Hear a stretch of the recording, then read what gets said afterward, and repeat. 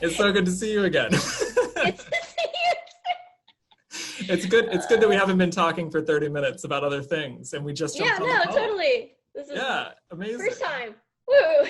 Well, thank you for coming on the show. Thank you for helping make Club Dive a real show. You are coming on as the head of Newspaper Club. I'd love to hear what your experience has been before this year in joining Newspaper Club. Like, what was it before this year? What was it like? And what were y'all doing?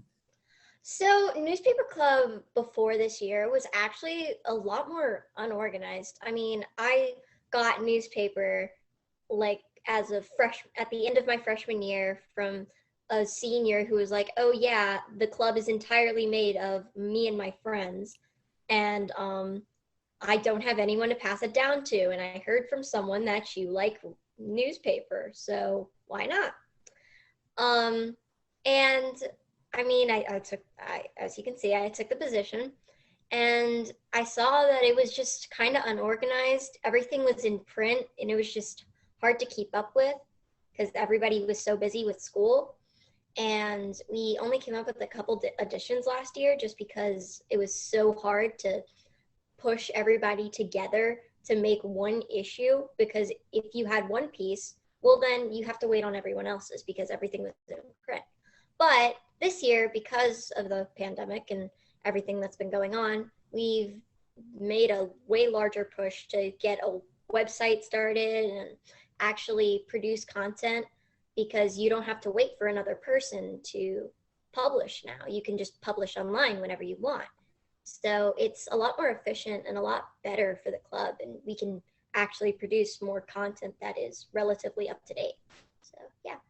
It's interesting that it was like one of those, it was like a club in downturn, like something where like a senior was leaving and there was sort of no succession, no institutional memory being passed down. What do you think it was before, and where do you think you want to go? Like, what's your different direction from what they were doing? Well, a big goal of the club, from when I got it, was to actually make it look like a newspaper, like invest the money into a print edition and like, get more people interested in it. But print costs money. And, if, you're not sports, then you don't really get that. So, um, instead, I wanted to make it more online because, I mean, the future is online. You have websites are more accessible, more people can read it, not just the Franklin staff can look at it. You can show your parents, you can show any alumni. It's just a lot more efficient to just send a website link than it is to find a print version and give it to people who might not actually want it. That was a big thing, where there would just be copies of it all over the school. So the direction I want to take the club is I want to produce more content more efficiently and keep it online and just promote the website as the newspaper website. Like, what kind of writing are y'all producing for Newspaper Club? so it's on a bunch of varying topics. You have your local news, your current events, your school news, world events,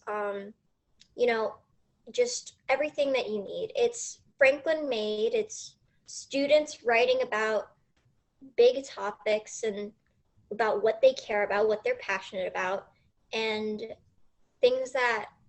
some of the things that are written are actually really useful for students. I mean, one of the people that wrote for it a while ago did one about the national merit.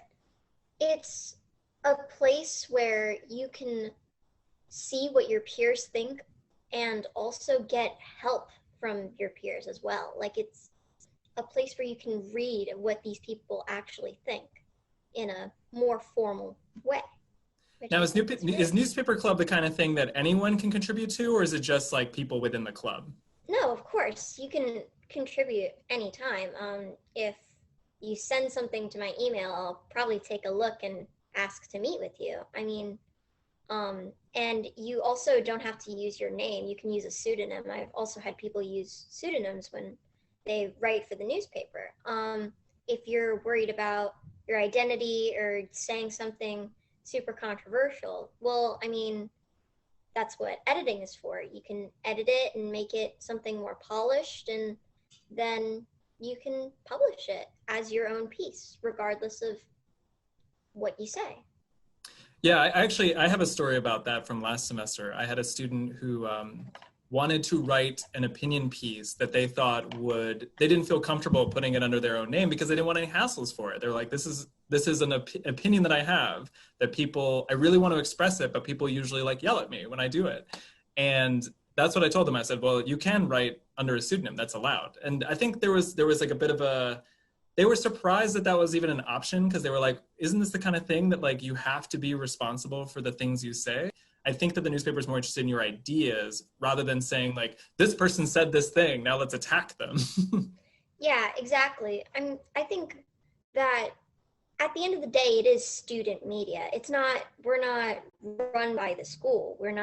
At the end of the day, we're not like having someone on our backs breathing down our necks.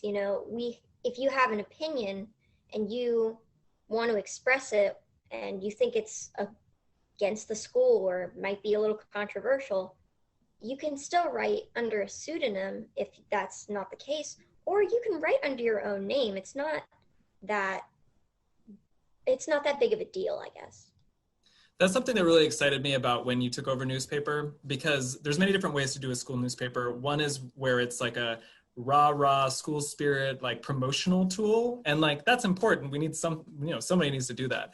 But as you said, like, if you really want to have a space where students can talk to other students about the way they actually feel about stuff, you can't constantly just be like, hello, we're the news outlet that tells you good news all the time. Like we're state media for, for authoritarian governments.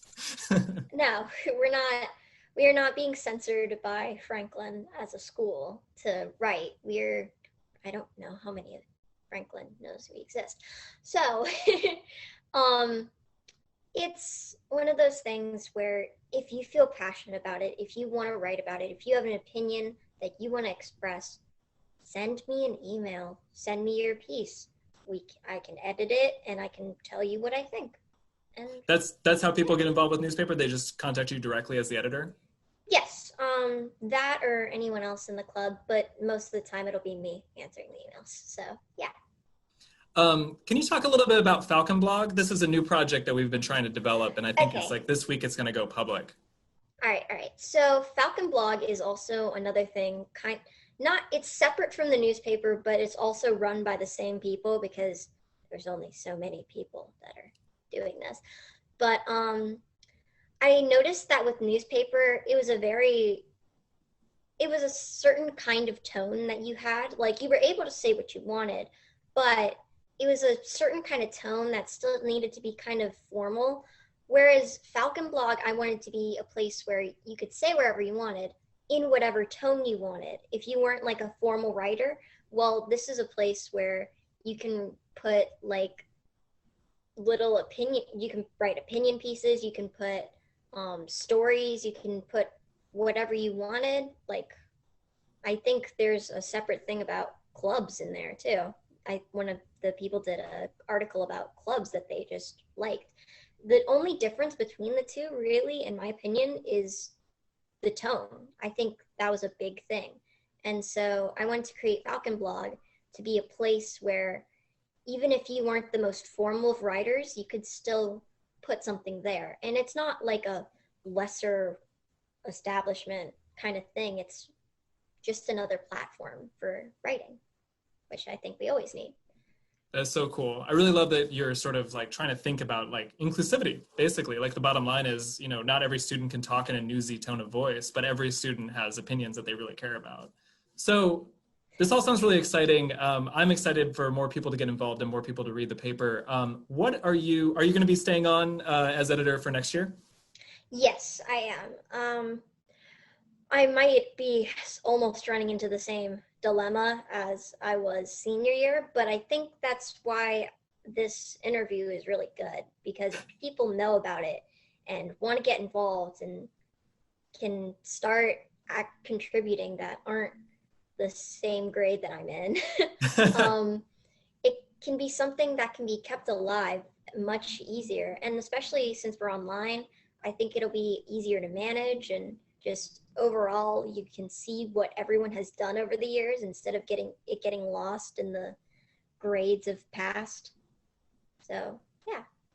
So going into next year, I know that like next year is a complete question mark. Nobody knows what the world is going to look like, going into next fall. But assuming, let's say, we just beat the virus is gone, and the year looks a lot like your sophomore year, where we're just like going in person, no masks.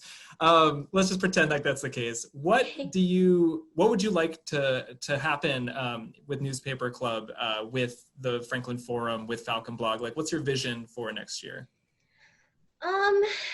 Honestly, kind of similar to this year. I want to be able to focus on content creation.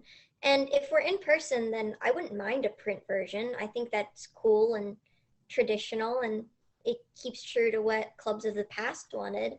But my focus right now is on the website and media for that, for both of them. I don't think Falconblog will end up being a print thing. I mean, it's a blog. But I want to get more people involved, of course. I mean, that's always a goal for every club. But I know that there's other writers in Franklin. I know there's more people that are like me that just didn't know newspaper existed, or that they might have known it existed, but it wasn't super active. I think that next year will be a good opportunity for a wide-eyed freshman or a sophomore that wasn't able to know about this, or even a junior that just got so busy in grades before that wants to contribute now. Like, I just think I want to expand it. I want people to know it exists, and I want to have more and more people contribute to it. Well, that's great, Fallon. Thank you so much for sitting down with me. That was Fallon Emmer, the editor of the Franklin Forum. I forgot the name of the newspaper for a second.